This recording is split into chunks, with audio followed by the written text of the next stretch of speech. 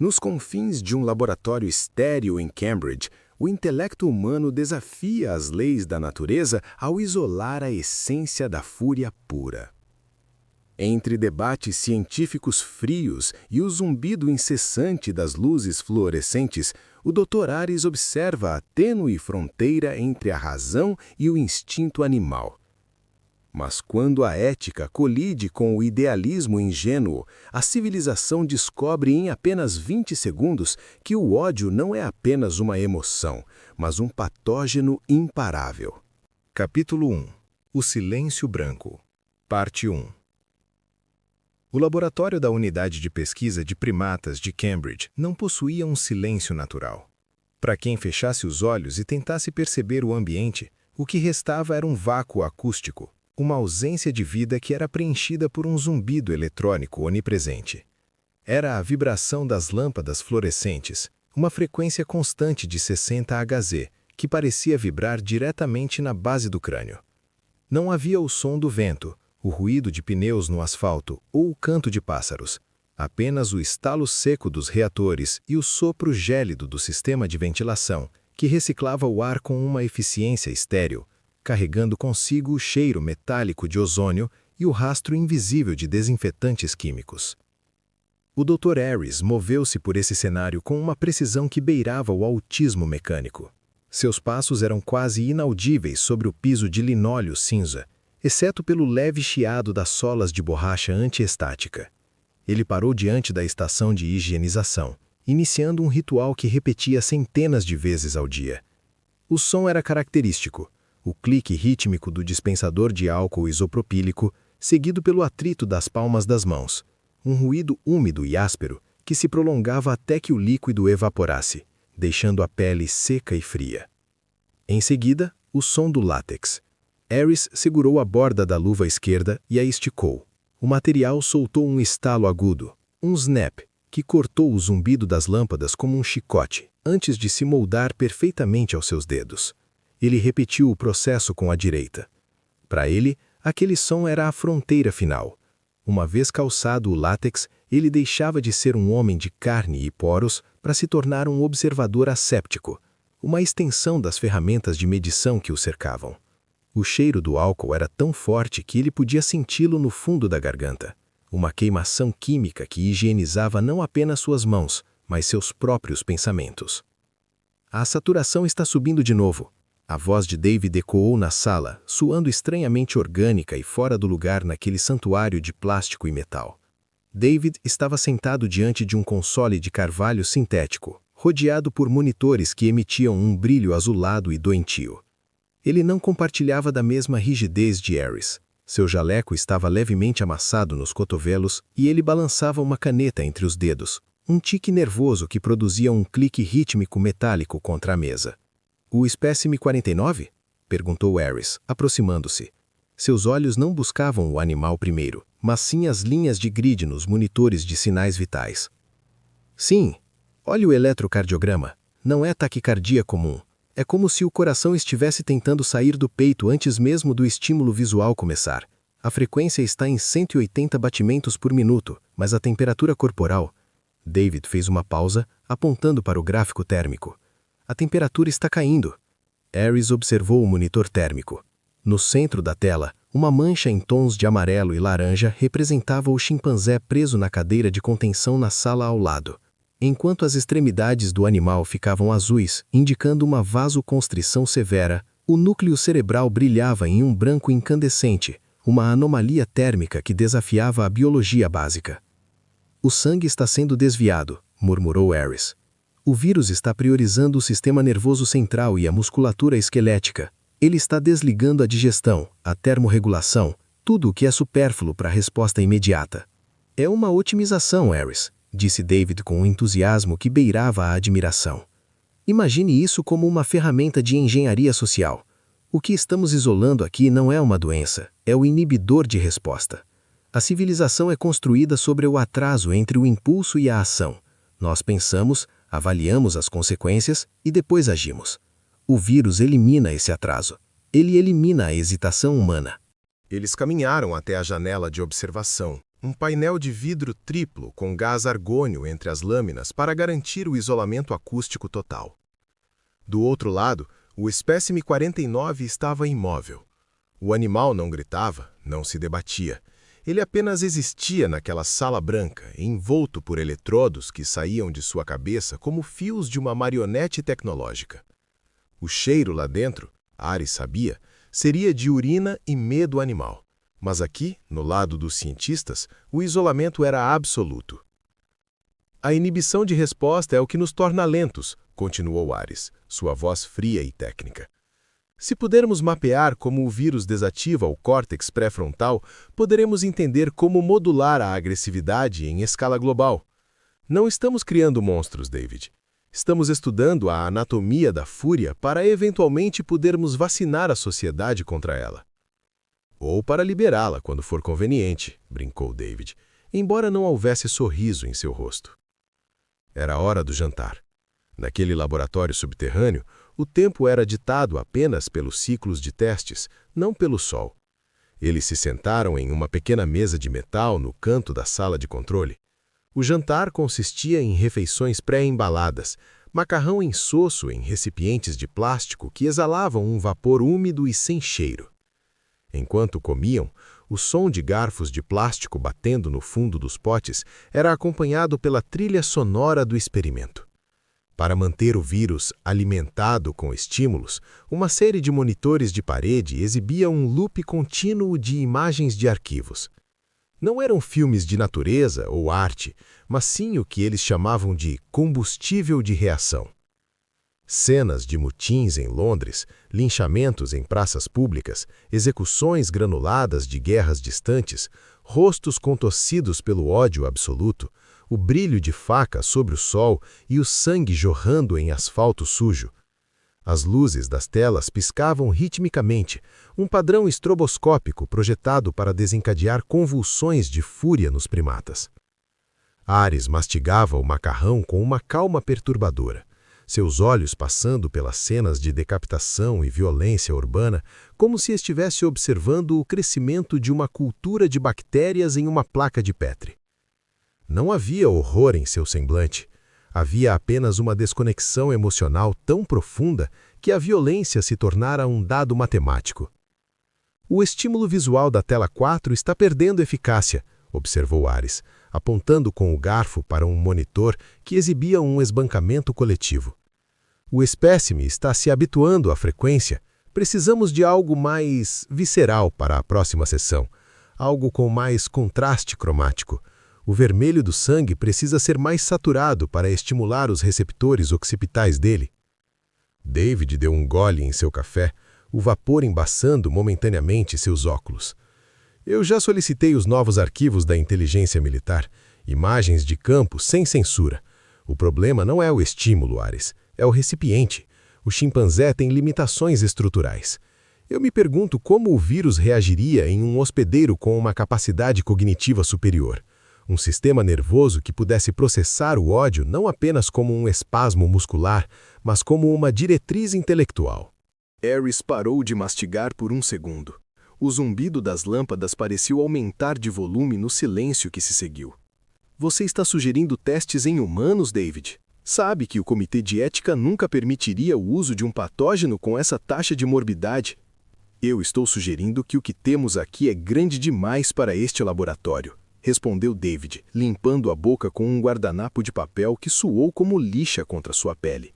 O vírus não é uma infecção, é um estado de ser, e nós somos os únicos que têm a chave para entender como a humanidade realmente se comporta quando você retira a máscara da educação.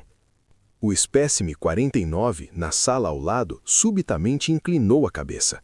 Os monitores de batimentos cardíacos começaram a emitir um som contínuo, uma nota única e aguda, que indicava que o coração do animal havia atingido um patamar de esforço físico impossível para um ser em repouso.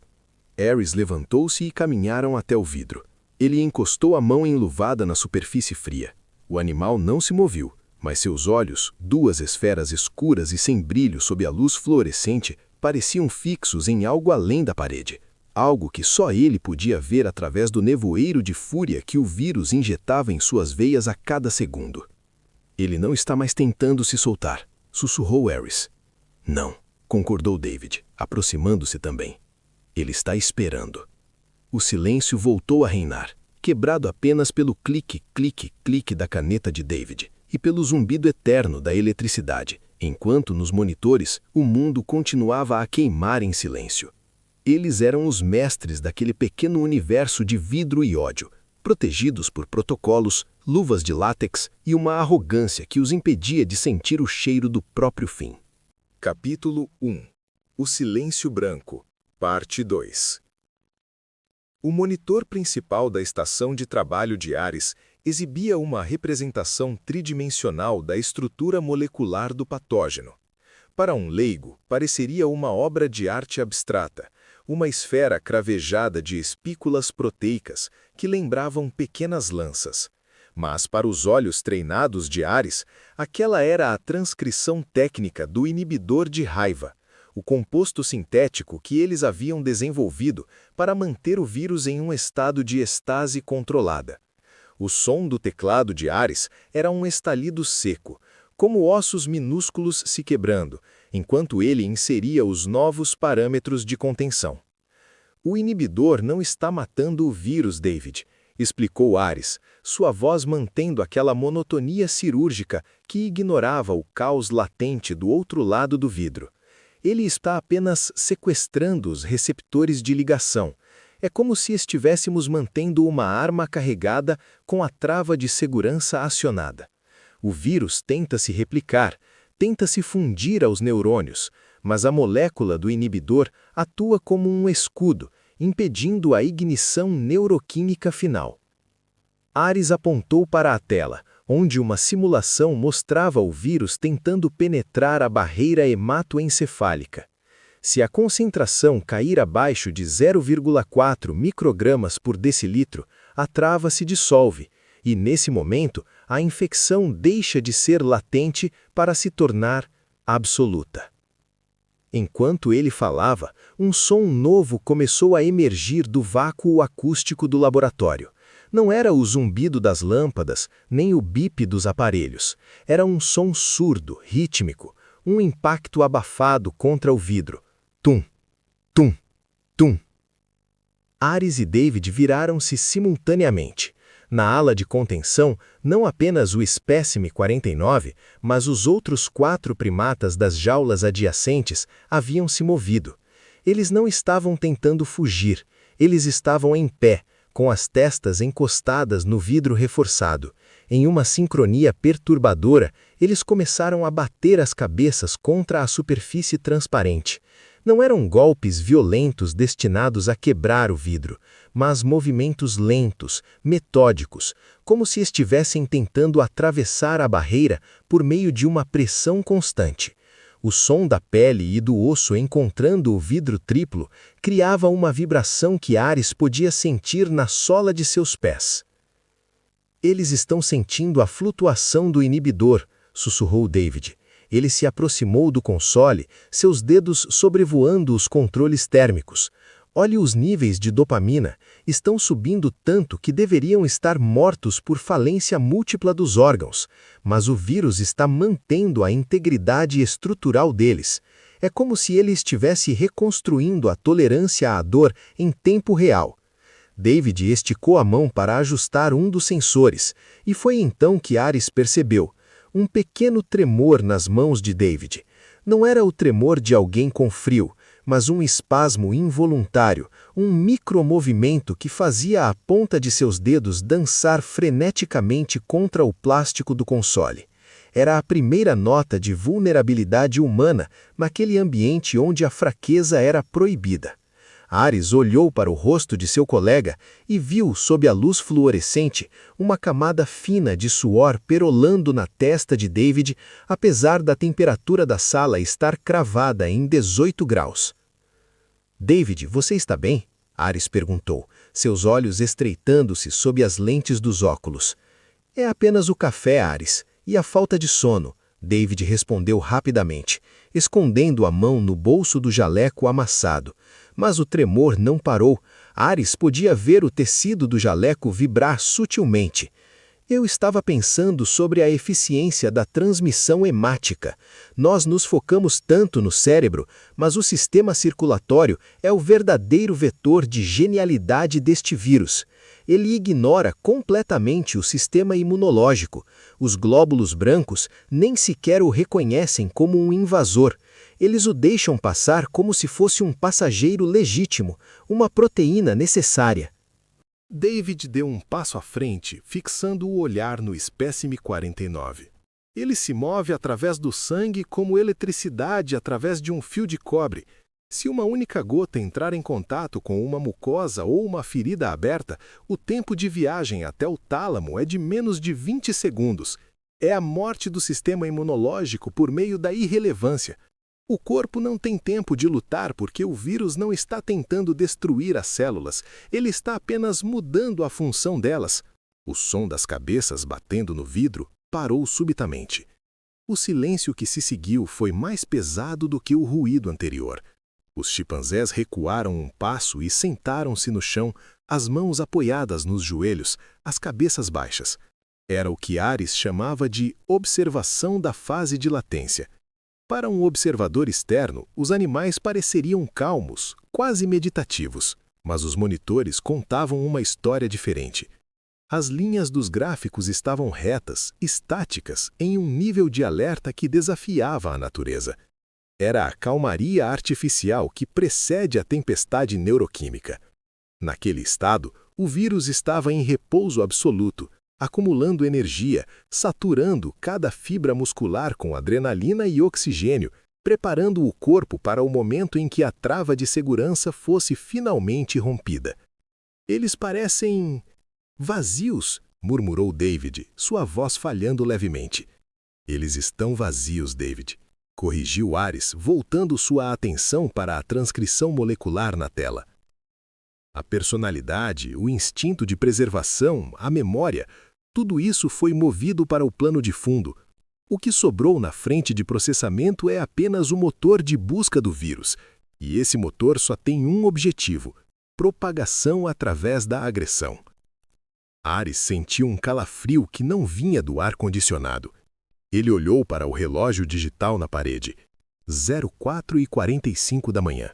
Eles estavam isolados naquele bunker de concreto e aço, cercados por criaturas que eram bombas relógio biológicas, enquanto o resto do Reino Unido dormia o sono profundo dos inocentes. O cheiro de álcool e ozônio agora parecia sufocante, como se o próprio ar estivesse sendo consumido por algo invisível.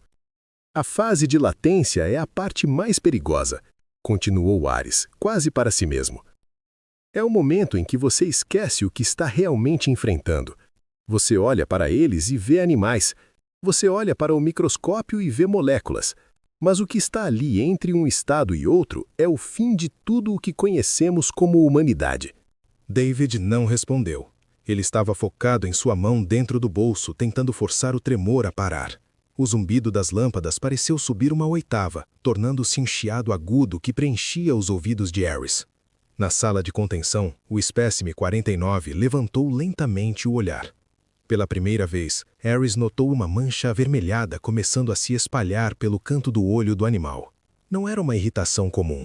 Era o sinal de que a pressão intracraniana estava começando a romper os capilares oculares. A calmaria estava chegando ao fim. O inibidor de raiva, aquela construção matemática perfeita em que Ares tanto confiava, estava sendo testado pelo puro ímpeto biológico de um vírus que não conhecia a fadiga. Nós deveríamos selar a ala B por precaução, sugeriu David, sua voz tremendo tanto quanto suas mãos.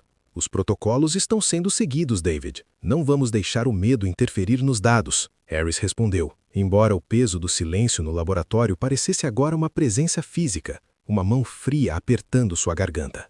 Eles permaneceram ali, dois homens de branco em um mundo de vidro, observando o nada, enquanto o vírus, silencioso e invisível, aguardava o menor deslize para transformar aquele santuário da razão em um abatedouro.